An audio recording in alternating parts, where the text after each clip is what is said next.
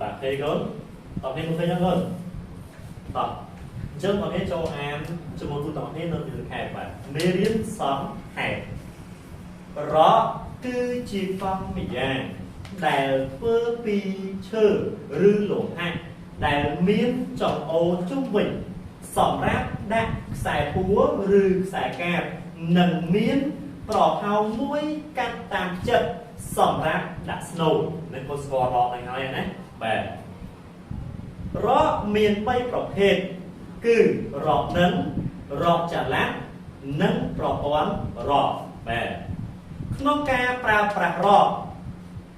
គេអាចបាទគេអាចប្រែប្រួលកម្លាំងចលករចុះប្រែប្រួលមិនគឺការប្រែប្រួលកម្លាំងចលករច្រើនទៅជាតិចបាទប្រែប្រួលលឿនមានថាការយកប្រើកម្លាំងបើយើងប្រើរកតែមួយគឺយើងប្រើកម្លាំងច្រើនអញ្ចឹងលឿនមកនេះក៏យើងដែរបាទនឹងទិសដៅនៃកម្លាំងអញ្ចឹងងាយស្រួលការប្រែប្រួលទៅដល់យើងងាយជាប្រែប្រួលទៅដល់យើងនិយាយការដាក់ចិត្តក្នុងនេះវាមាន3ចំណុចសំខាន់ទី1គឺនិយមនៃរកទី2ប្រភេទរកទី3គឺអត្ថប្រយោជន៍នៃការប្រើប្រាស់រកចាំមិនដែរបងប្អូនអរគ្នាទទួលបានទេប៉ុណ្ណឹងបងបាទចង់សង្ឃឹមថាបងប្អូននឹងទទួលបាននៅមេរៀននេះយ៉ាងល្អប្រសើរប៉ុន្តែមុននឹងបញ្ចប់ទៅបាទគ្រូមានសំណួរបាទសម្រាប់បងប្អូនគ្នាត្រេះរិះឲ្យគ្រូវិញថាតើក្រោយការសិក្សាមេរៀននឹងចប់ដល់សង្ខេបហើយតើកូនអាចឆ្លើយសំណួរគ្រូបានអត់ចឹងគ្រូមានសំណួរមួយសម្រាប់គ្រូបងប្អូនគ្នា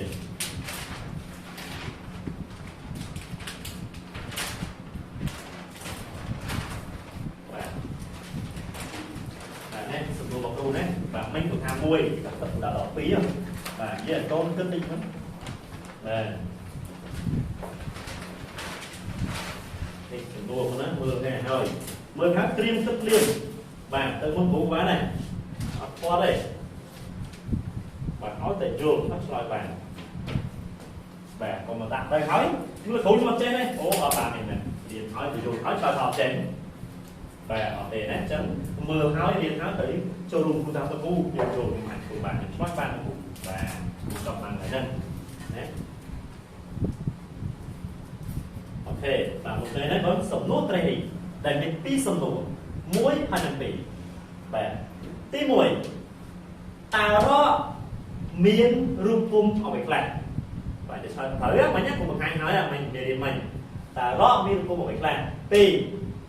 តើគេត្រូវប្រើប្រព័ន្ធរកដូចម្ដេចបាទតើគេត្រូវប្រើប្រព័ន្ធរកដូចម្ដេចបាទគឺសូមសម្រួលតិចគាត់ណា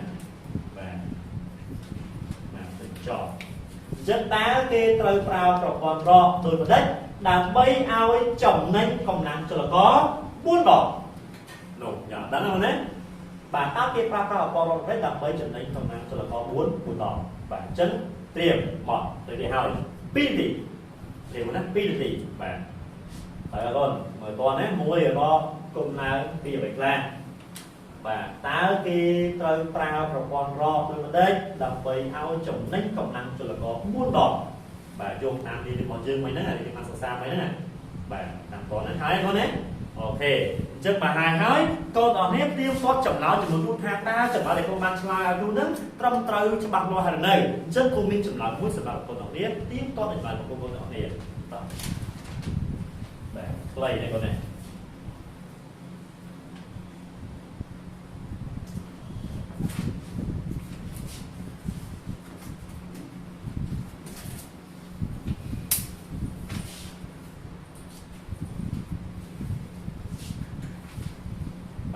ទៀងទាត់ចំណោទដែលបងប្អូនបានធ្វើមិញហ្នឹងនៅលើដាក់គៀនមួយគ្រូបាទចុះឡើយទី1គឺថាតើរកមាន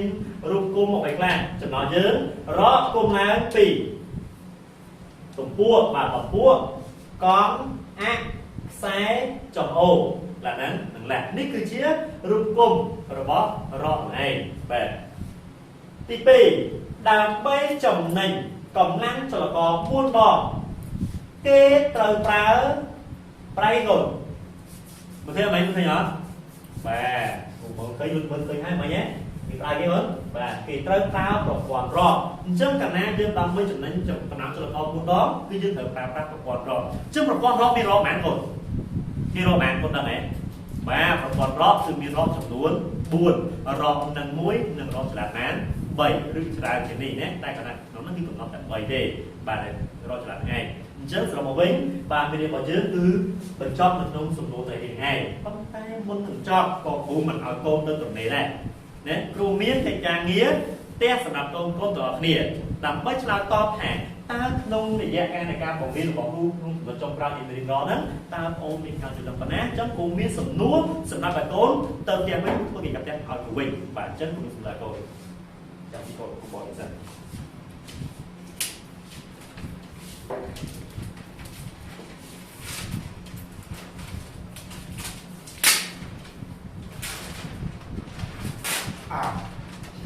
បាទតែគ្រូបាទ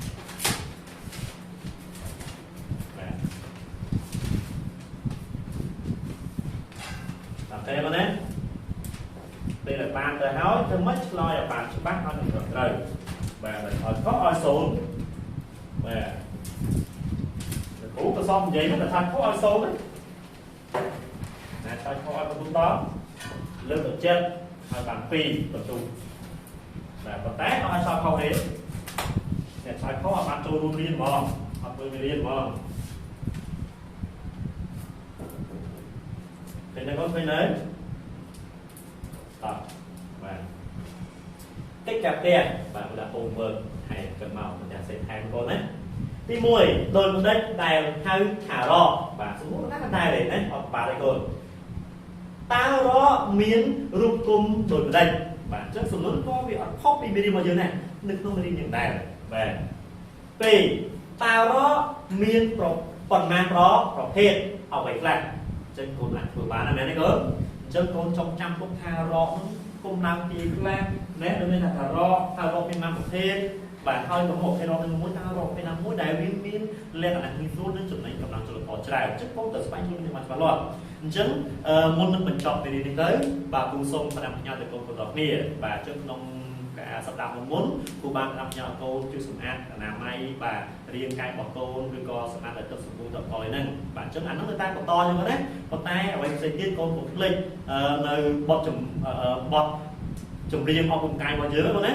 បាទយើងព្រឹកឡើងយើងទៅកូនព្រឹកឡើងមុននឹងការឆ្លើយតបជាមួយគ្រូមករៀនមួយគ្រូកូនលើកទៅចាក់រួមមកបទពីបទសិនទៅដើម្បីកូនគឺដើម្បីឲ្យសុខភាពរបស់យើងល្អយើងរួមហើយគឺសុខភាពល្អប៉ុណ្ណេះបាច់យើងទៅគឺយើងបានហាត់ប្រាណផងយើងបានរៀនផងអញ្ចឹងកុំភ្លេចណាទៅរំលឹកឡើងវិញនៅ